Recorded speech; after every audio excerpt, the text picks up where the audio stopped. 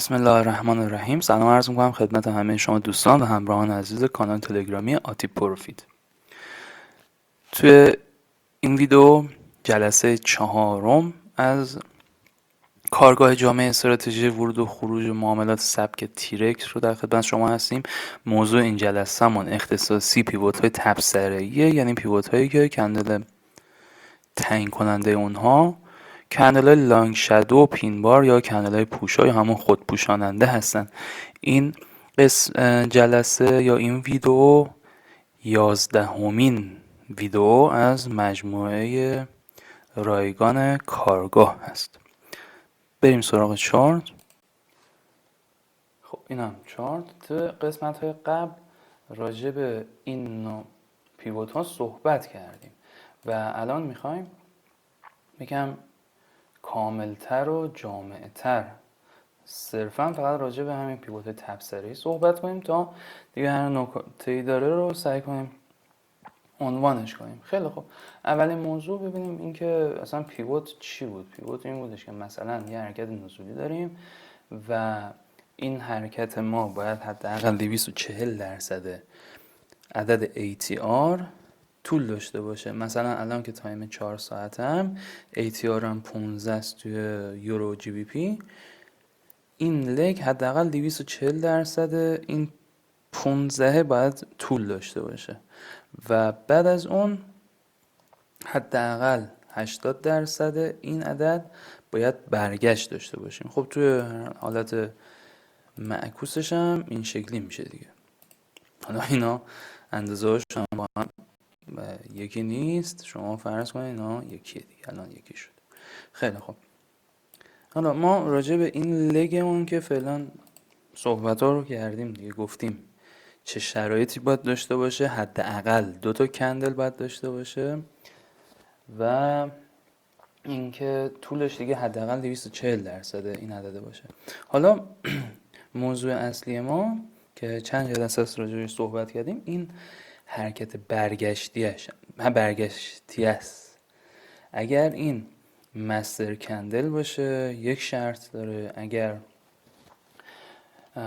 بلایند باشه یک شرط داره و که شرطاشو تو جلسات قبل گفتیم و الان تو این جلسه میخوایم راجع به این صحبت کنیم که اگر این حرکت برگشتیه یک کندلی باشه که شادوش بلنده باید چیکار کنیم. خب خیلی ساده است.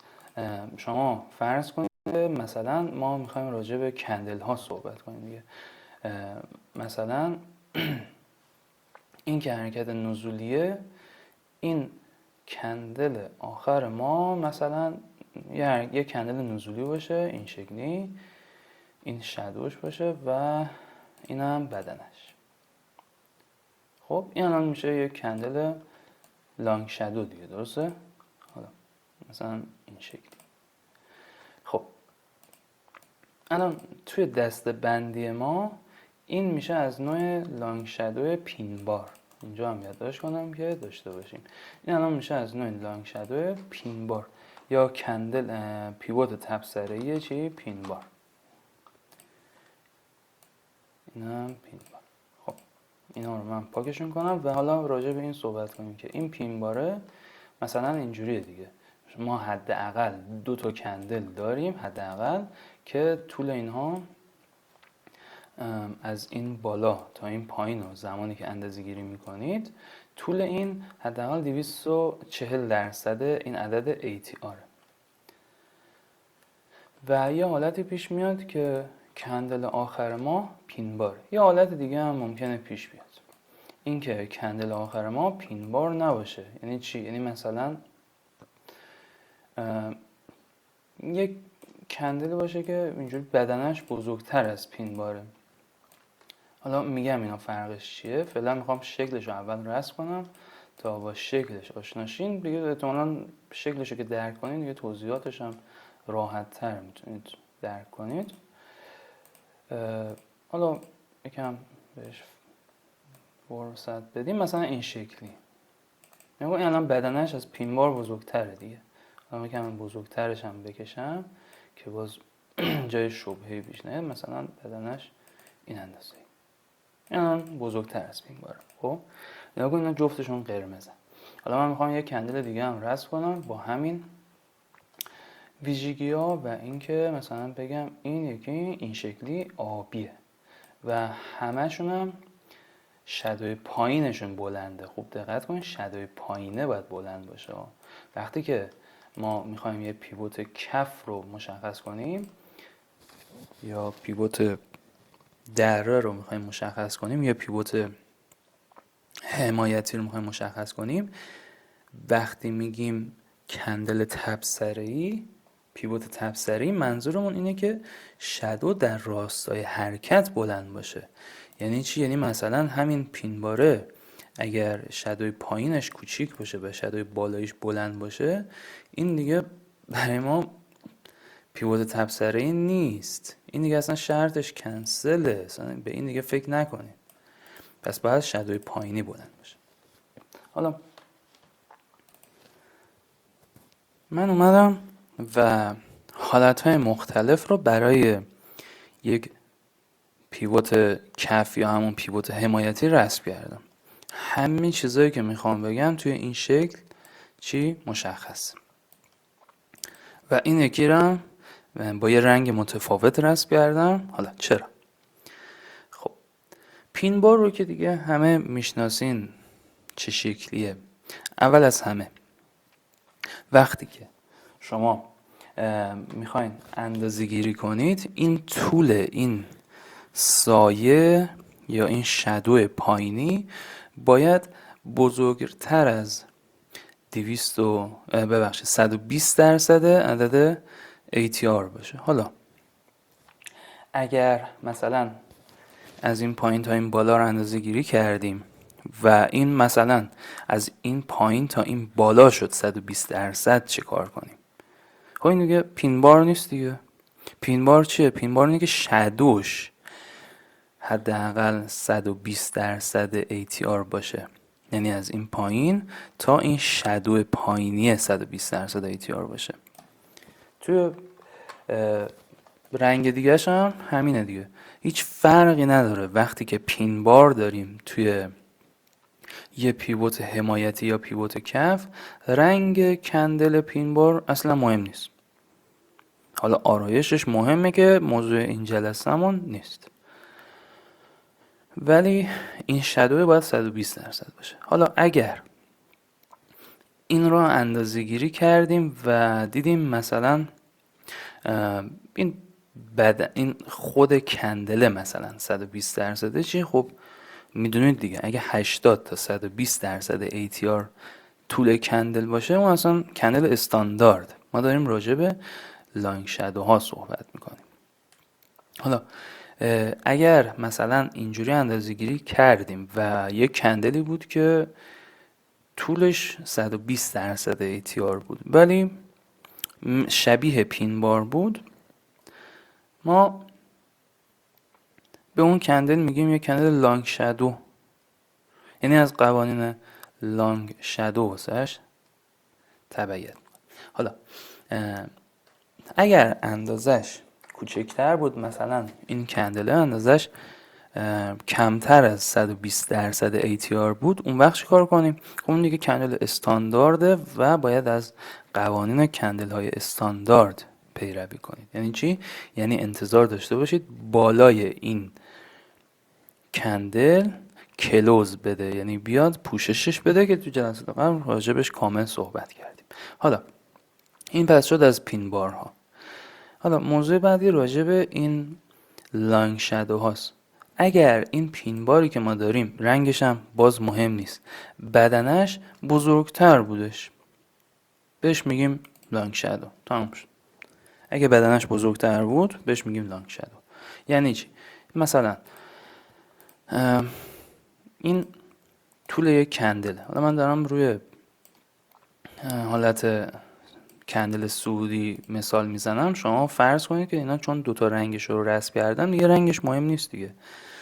مثلا من این کل این کندل رو اندازه‌گیری مشخص میکنم اینجا، بعد میام و این کندل رو به قسمت های کوچکتری تقسیم میکنم. یعنی چی؟ یعنی مثلا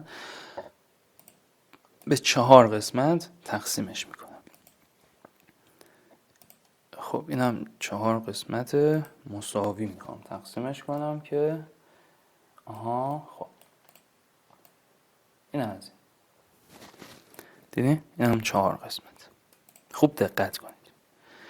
پین بار تفاوت اینها با هم چیه؟ خوب دقت کنید که قول میدم اینجوری کسی بهتون نگفته، پس خوب دقت کنید.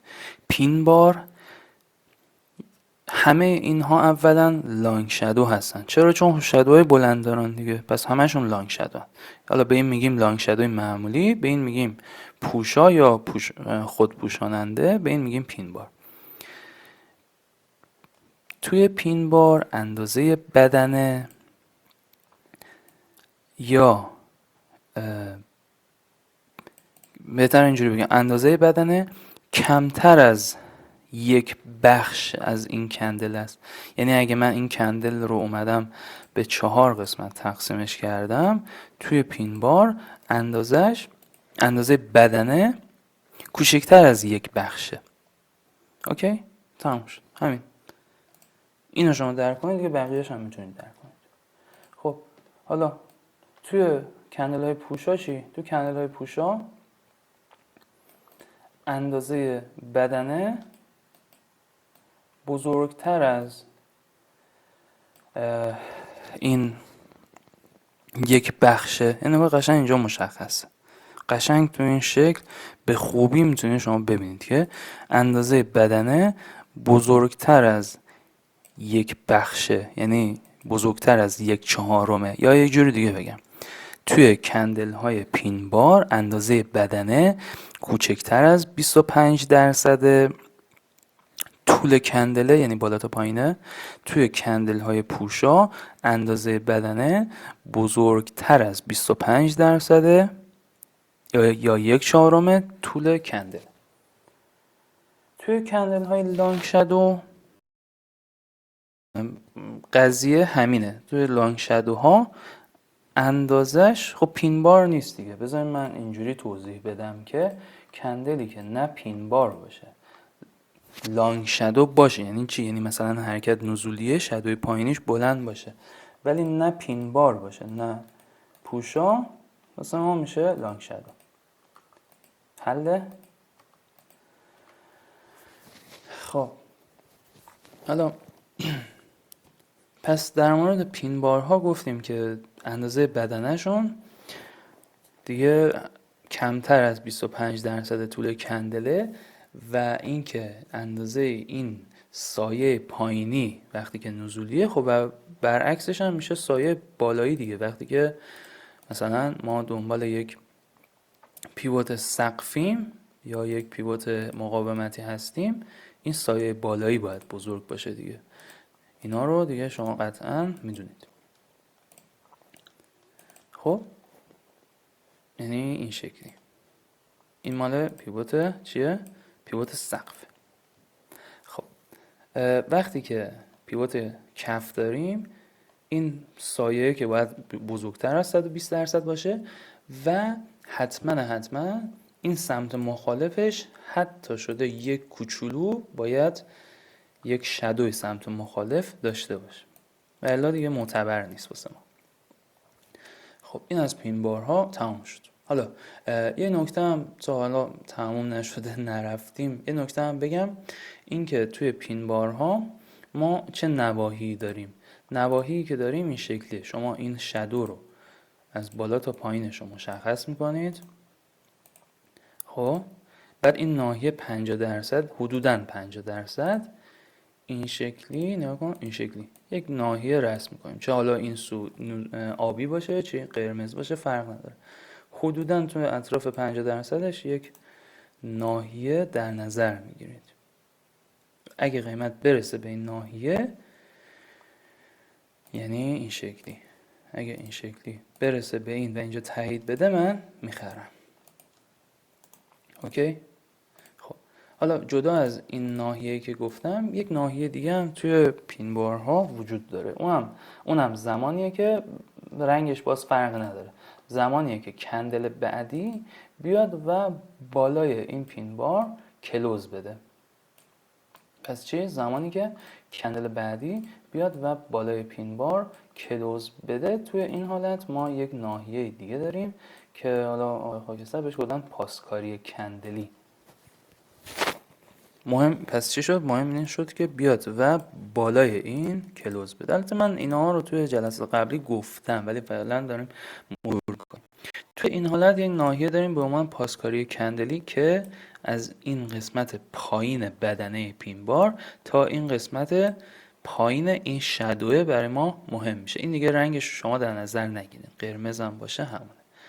پس توی پین بارها در این به طور کلی دو تا ناحیه میتونن گره FTC واسه ما باشن. خب حالا بریم سراغ پوشا.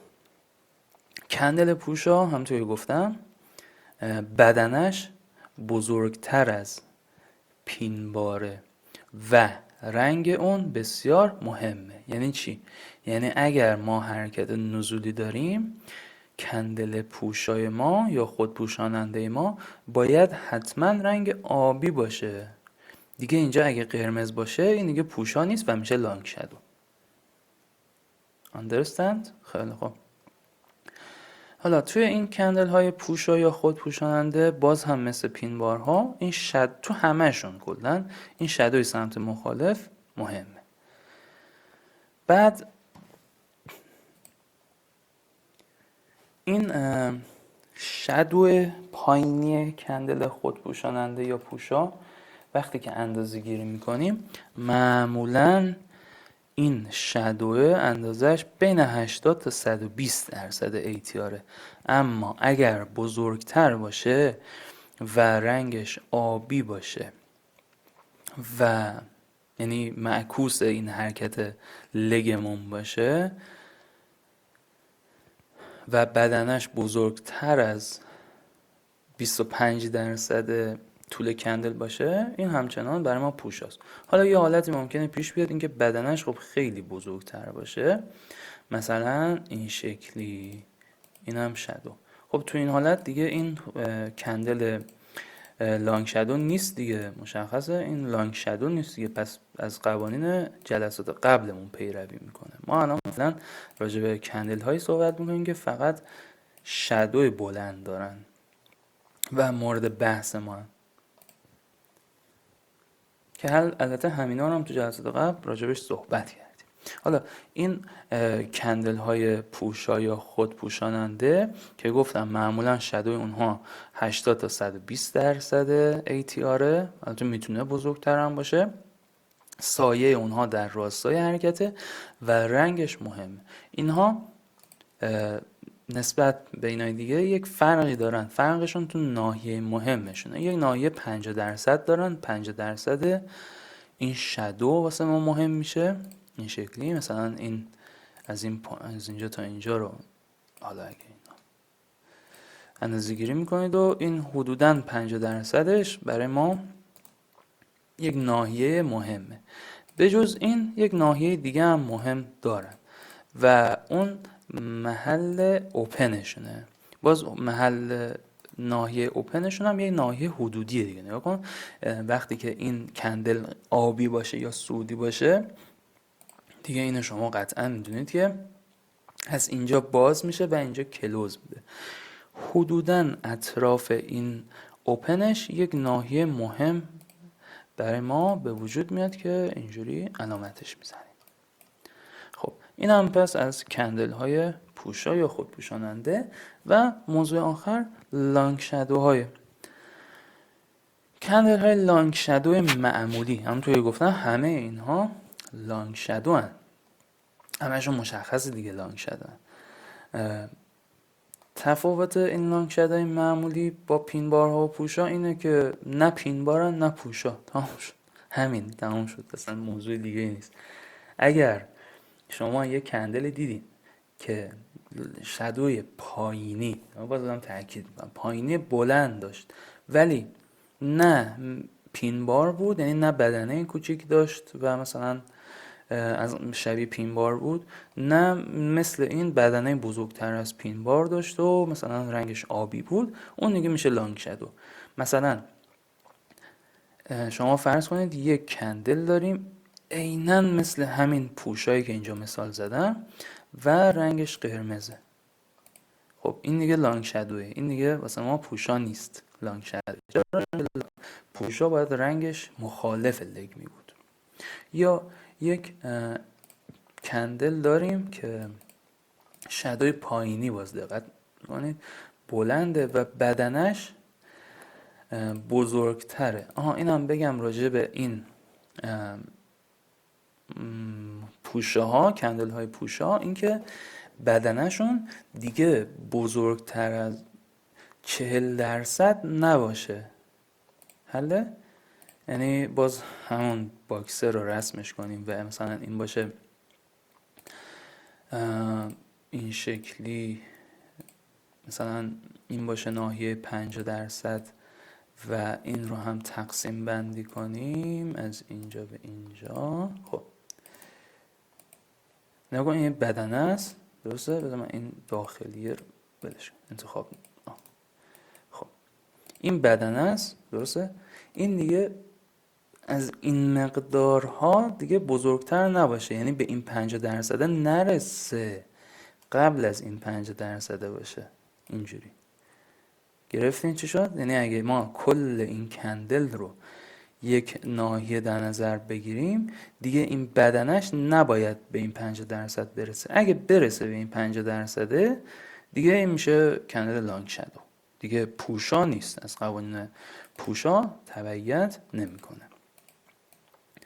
خب اینم از این موضوع. و حالا نواحی کندل های لانگ شادو چجوریه؟ دقیقا مثل بقیهشون،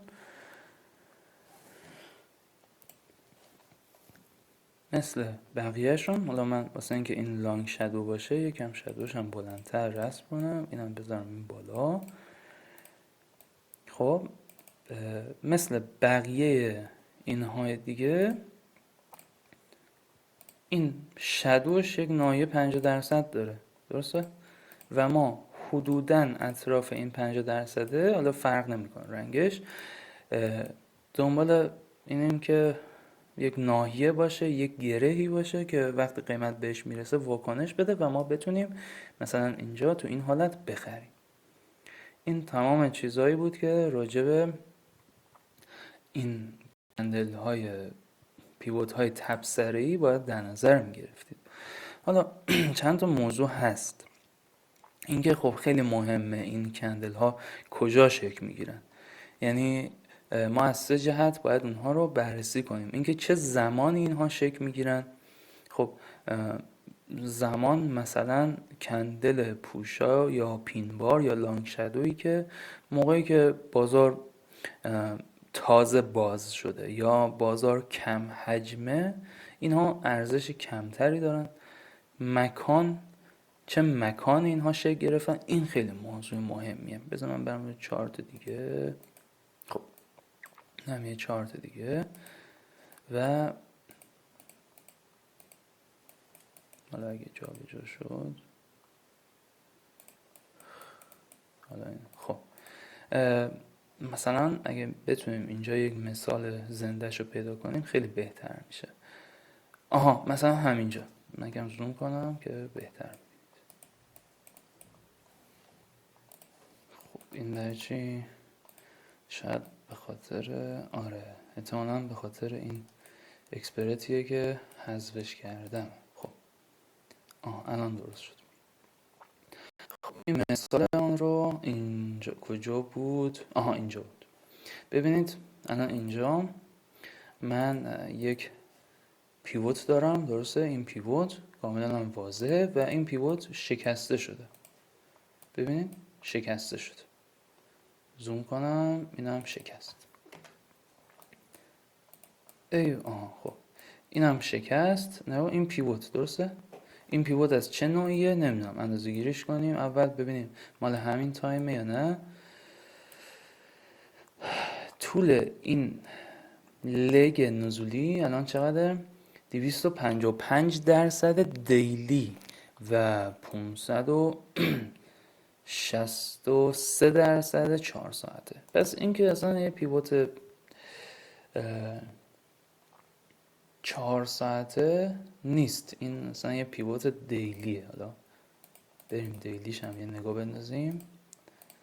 این اینجا اینم مثلا برگشتش. خب دیلی ببینیم آیا تو این چرا رفت، چرا نیومد،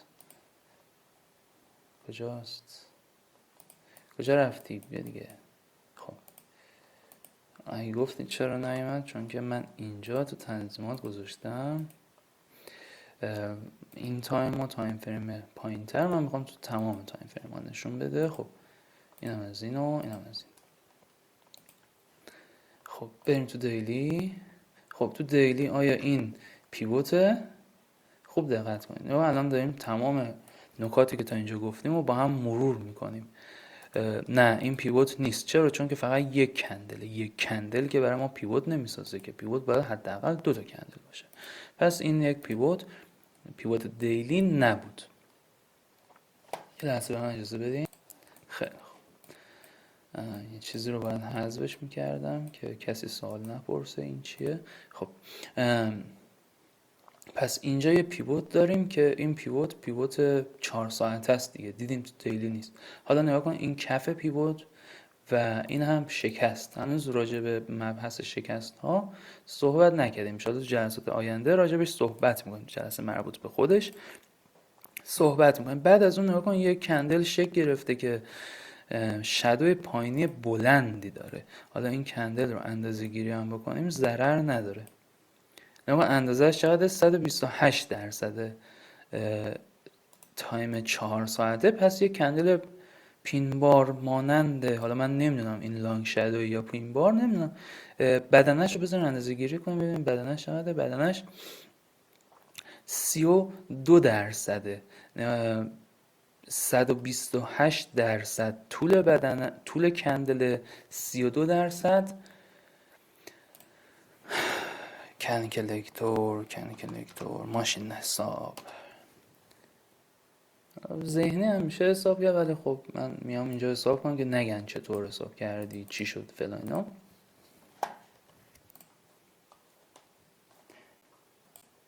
چیکار کنیم؟ 32 رو تقسیم بر 128. 128 طول این کندله بود دیگه. دقیقاً 25%. پس این میشه چی؟ یک پینبار. درسته؟ این پینبار. آقا اصلا پینبار هم نباشه، لانگ شادوی اوکی، فرق نداره.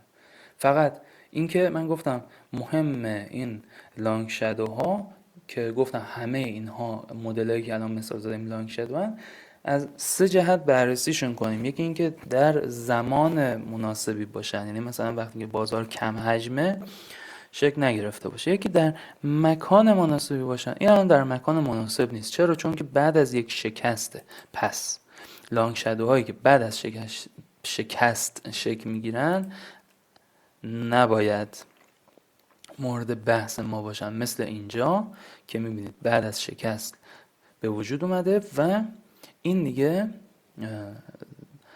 پیوت نیست و نمیتونید روش معامله کنید. حتی مثلا اگر اینجا یکم بالا هم اومد، این محکوم احتمالاً به شکست، مگه اینکه معمولیت شکستش انجام شده باشه که فعلا موضوع بحثمون نیست و تو جلسات آینده راجبش صحبت میکنیم. خب یه نکته هم بگم که مطمئناً هیچ کس بهتون اینجوری نگفته، راجب اینه که ما گفتیم این یک پیوت، درسته؟ این کندل آخرش مثلا یک کندل از نوع مثلا مستر یا هر نوع کندل دیگه‌ای به جز این 3 حالت، به جز پینبار و لانگ شادو و پوشا، لانگ شادوی معمولی و پوشا. توی بقیه اینها ما میگفتیم که یا باید این بالای سطح کندل رو بیاد و توی نهایتا 1 تا 2 کندل بیاد پوشش بده، یعنی بیاد و بالاش کلوز بده. خب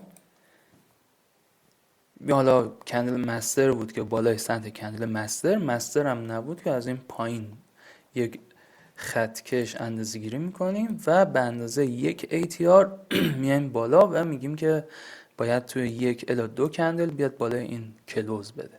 اگه بیشتر شدم که تو جلسات قبل راجبش کامل صحبت کردم، لطفاً دیگه بذارید توضیحات اضافه ندم وقت گرفته نشه و شما توضیحات بیشتر راجع به این کلوزه که تو چند تا کندل باشه چی کار کنیم رو برگردید به جلسه سوم و ببینید چی میشه.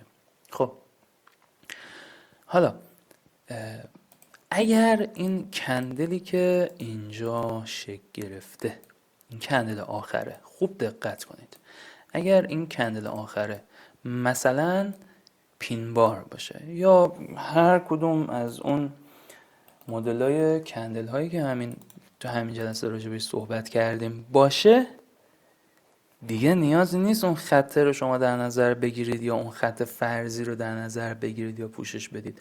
این خودش پوشش داده شده. چرا؟ چون شادوی پایینی که شکل گرفته اینجوری بوده که مثلا من همین کندل میخوام بگم، مثلا فرض کنید این یک کندل مثلا قرمز هم هست، از اینجا باز شده، از اینجا باز شده،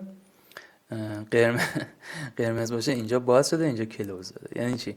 یعنی مثلا اینجوری اومده یکم حالا رفته بالا، بعد اومده پایین و این شکلی شده.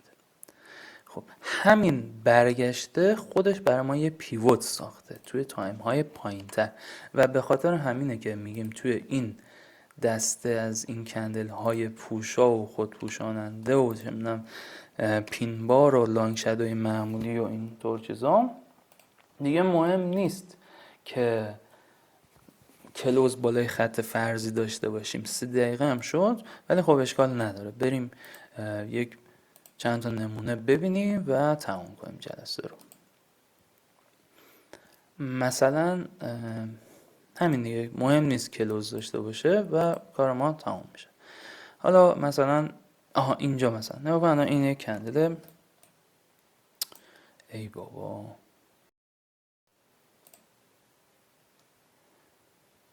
من این اکسپرت رو آوردم روی تمپلتم و این سیف کردم و این باعث شده که تمپلت من با مشکل مواجه بشه. خب اوکیش میکنم، مشکل نداره. خب مثلا اینجا الان ما یک کندل پین بار میبینیم. اولا که این اصلا مشخصه مال این تایم نیست، میگین نه نگاه کنید این هم اندازه.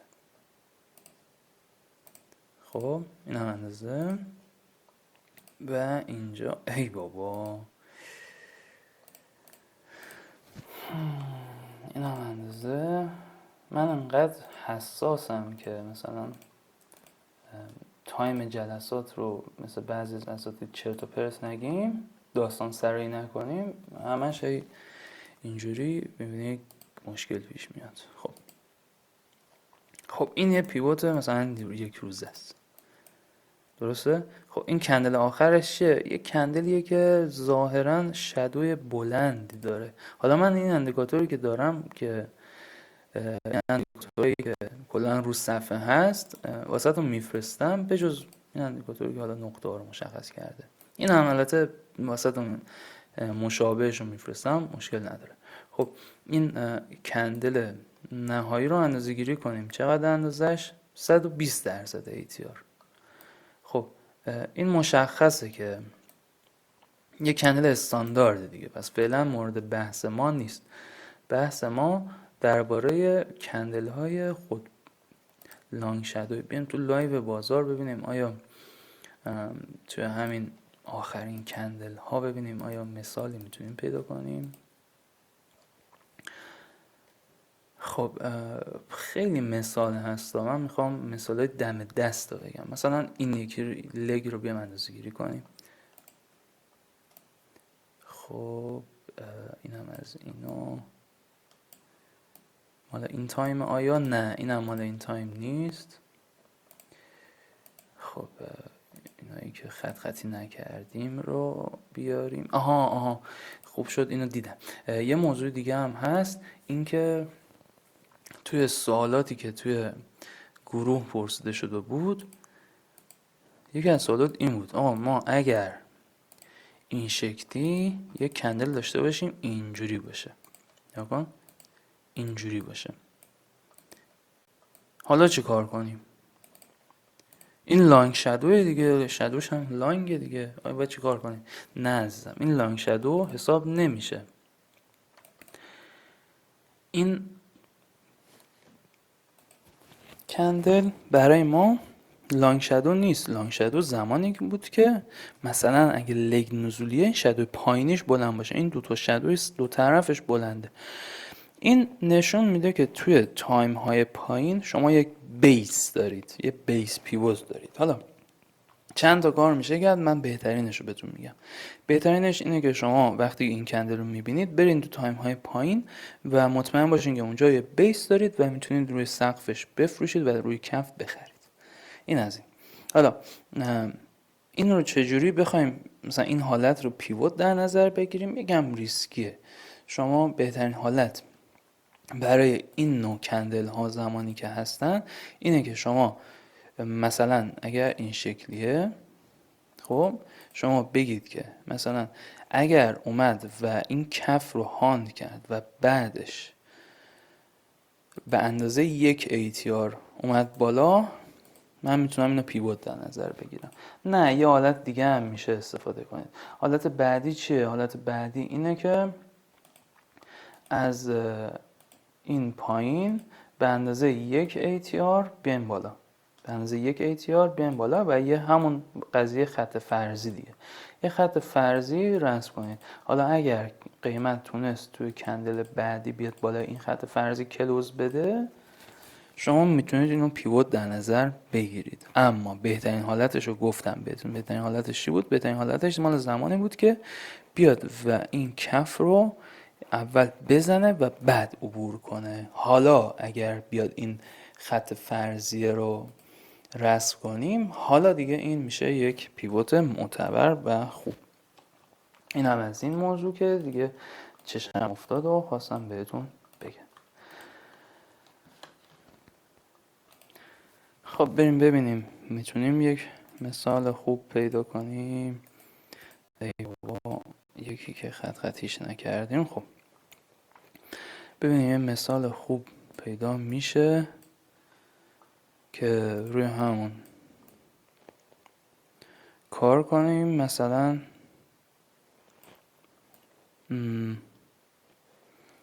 حالا اگر یک کندل اینجا، خب این مال این تایم نیست احتمالاً. کجا رفت این کندل؟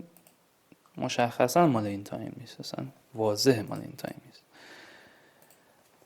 خب بذارید یک جفت ارز دیگه ببینیم. یه مثال خوب و تمیز من میخوام پیدا کنم، ولی که مثال زیاد. الان این یک مثال ها زیاده، میخوام مثال تمیز و خوب پیدا کنم. چه کاریه؟ بذار من تایم رو عوض کنم. مجبور نیستیم که حتما 4 ساعت نوش کنیم. خب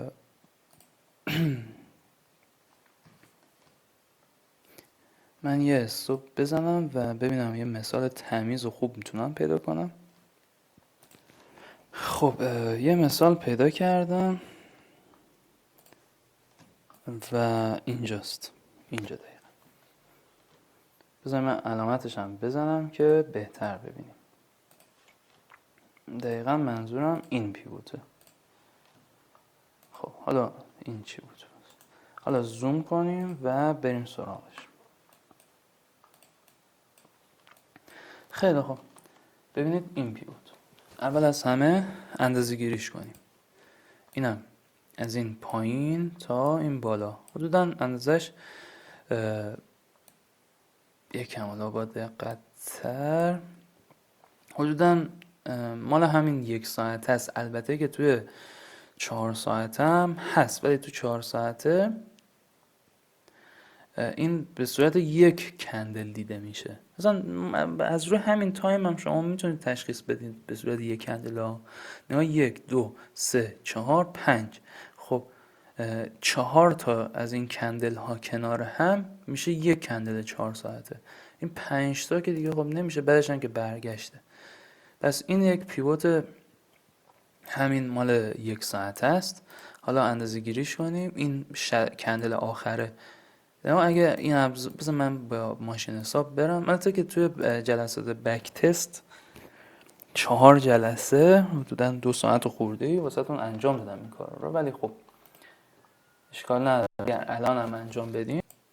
خب روشمون چیه؟ ماشین حساب رو میاریم و میگیم که چی؟ میگیم که اول اینو اندازه گیری کنیم. این کندل چقدر طولش؟ 20 پیپ، حدوداً 20 پیپ. ATR 1 ساعت همون چنده؟ 7. حدوداً 3 برابر یا 300% این ATR است. پس مشخصاً این کندل دیگه استاندارد که نیست. مشخصاً استاندارد نیست. حالا آیا بدنه کوچیکی داره؟ اندازه پینباره؟ نه. پس تو اون دسته بندیه که داشتیم پینبار نیست. آیا بدنش رنگش مخالف این لگی که من بخوام بررسی کنم ببینم پوشاست؟ نه. پس این پوشا هم نیست. آیا فول بادیه، مثلا بدنش تا اینجا اومده؟ نه. پس کندل لانگ هم نیست. پس چیه این؟ شادوی بالایی بلندی هم داره که این لانگ شادوی. تمام شد. این یک کندل لانگ شادوی معمولیه. خیلی خوب، کندل لانگ شادوی معمولی. پس همین کندلی که شکل گرفت برای ما پیوت تشکیل شد. تمام. اینجا دیگه پیوت همین کندل تشکیل شد. حالا کاری که انجام دادیم چی بود؟ کاری که انجام میدیم اینه که این شادوش رو علامت میزنیم. خب این شادو، ببینید این شادو، این هم دقیق شادو. خب حالا محدوده حدودی 50%ش رو علامت میزنیم که شما میبینید دیگه. ببین محدوده حدودی رو داریم میبینید، قیمت بهش واکنش داده. حالا این خط رو اگه من امتداد هم بدم یعنی چی؟ یعنی به اندازه حدوداً 7 تا 10 تا بیام پایین، میبینید که در آینده هم این یک واکنش، این 2 واکنش و این هم سومین واکنش. ما تا 3 تا واکنش رو بیشتر علاقه نداریم بهش. تازه اینها هم تسویه میشه. خب حالا یه مثال دیگه اینجا. اول این طول حرکت رو اندازه گیری کنیم. چقدر؟ مال همین تایمه. اوکی. خب حالا کندل آخرش چیه؟ شادوش بلنده. اوکی. آیا شادویی که بلنده سمت پایینش بلنده؟ نه. شادوی سمت بالا بلنده. پس این لانگ شادو نیست، این یه کندل لانگه. باید چه کار کنیم؟ باید به اندازه ATR همین تایممون بریم بالا. یعنی چند؟ 7 تا، اینا 6 و این هم 7 تا بریم بالا و بگیم قیمت اگه بالای این کلوز داد، من پیوت واسه من تایید میشه که این اتفاق افتاده و اینجا پیوت تایید شده. دیگه ببینیم بازم مثال هست. همینجا فکر میکنم بازم مثال بود گذشته ترش. مثلا اینجا. خب اول بیایم این لگ رو اندازه گیری کنیم. از اینجا اندازه گیری، از اینجا هم اندازه. خب مال این تایم نیست دیگه، از همینجا هم اندازه گیری کنیم. نگاه کن 274% 4 ساعت است. پس این مال 4 ساعت است. ما فعلا توی 1 ساعته ایم و دنبال پیوت های 1 ساعته ایم. مثلا دیگه یک مثال دیگه هم بزنیم و وقت ویدیومون هم خیلی طولانی شد. اینو چیکار کنیم؟ تایم رو عوض کنیم ببینیم این چه نوع کندلیه. بزنیم همین الان مثال بزنیم ببینیم اون چیه. خب علامتش بزنیم اول اینجاست. خب حالا تایممون رو عوض کنیم بریم 4 ساعته. خب تو 4 ساعته فقط یک کندله. این که فقط یک کندله گفتم واسه ما ملاک نیست. و همین الان مثالی که زدم گفتم اگر یک کندل اینجوری داشته باشیم که شادوی بالا و پایین بلند داشته باشه باید صبر کنیم تا از یه طرف هانت بشه. الان نگاه کن این از اینجا ازش خارج شده و این هم تازه هانت شده. پس این بالا میشه یک سقف مهم و از اینجا دیگه ما میتونیم سل بزنیم بریم پایین. حالا این که اینجا که پیوت نبود تو همون 1 ساعته ولی پیوت هست. چه پیوت عجیبیه واقعا، قبول دارین؟ خب اینو چیکار کنیم؟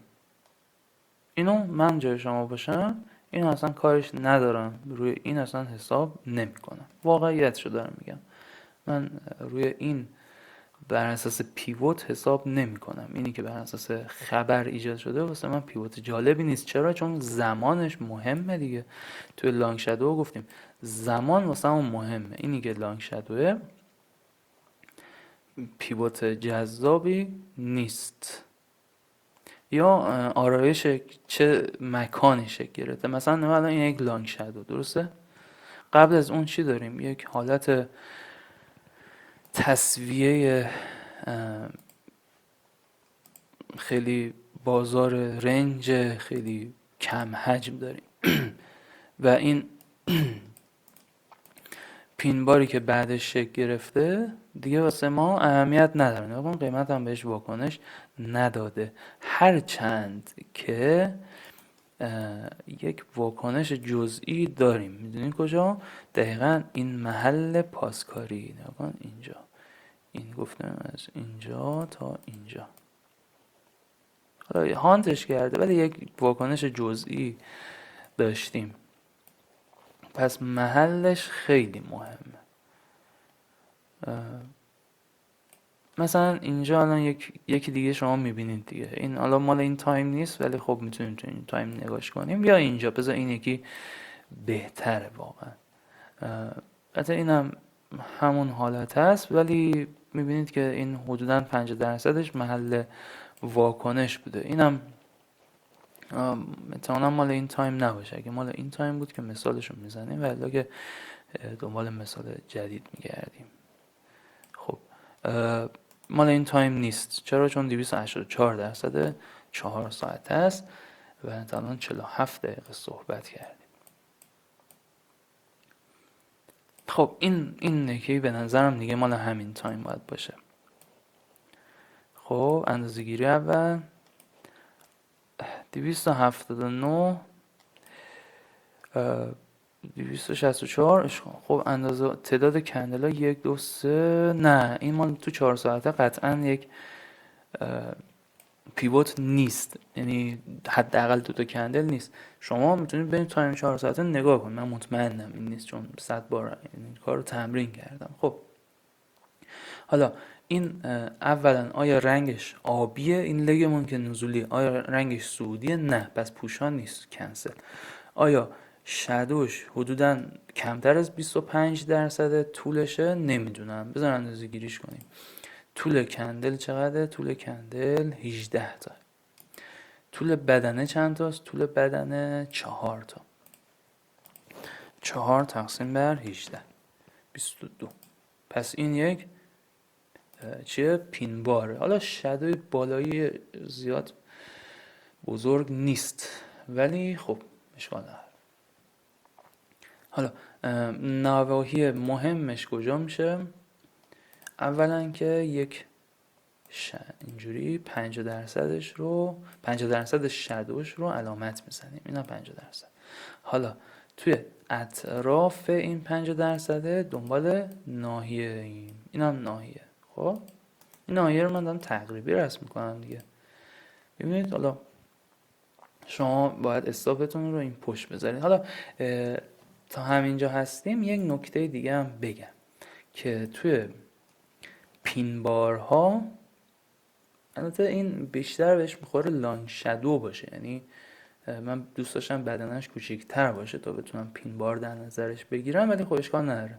توی پین بارها ما یک جدا از این که یک ناحیه گفتیم تو 50%، یک ناحیه دیگه هم داریم که معمولا توی پین بارها بهتر جواب میده و اون ناحیه هم توی 1/3 انتهایی پین باره. یعنی مثلا اینجا مثلا اگه بشه 1/3 انتهایی اینجوری چشمی در نظر بگیریم، مثلا حدوداً دیگه، حالا دقیق هم نیست ولی خب حدوداً توی 1/3 انتهایی، یعنی تو این بخش پایینی یک ناحیه‌ای هستش توی محل واکنش باشه که در آینده هم حالا قیمت باز هم اومده و واکنش داده. حتی شما همین 5% رو هم لحاظ کنید باز هم میبینید که واکنش داده. حالا اینجا مثلا اگه میخواستین وارد شید باید خب طبیعتا با تاییدیه وارد شید دیگه و اینجا احتمالاً تاییدیه هم داده. حالا اشکال نداره بریم اینو ببینیم و بعدش دیگه اینو تمامش کنیم. خب بیایم اینجا و 5 دقیقه.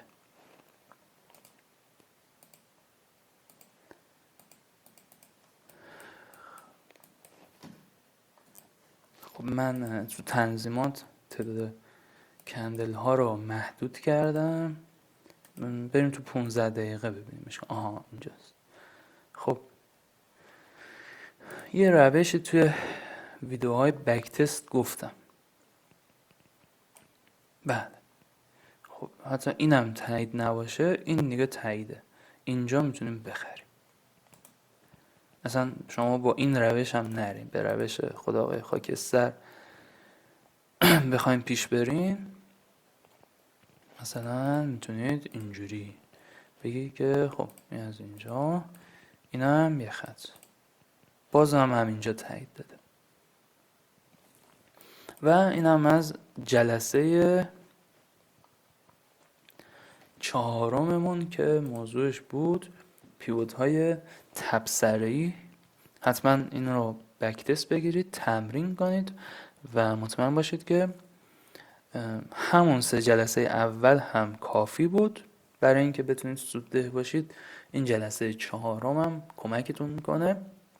ویدیوهای بک تست کارگاه رو هم حتما با دقت ببینید. خب خوشحال شدم و خداحافظ.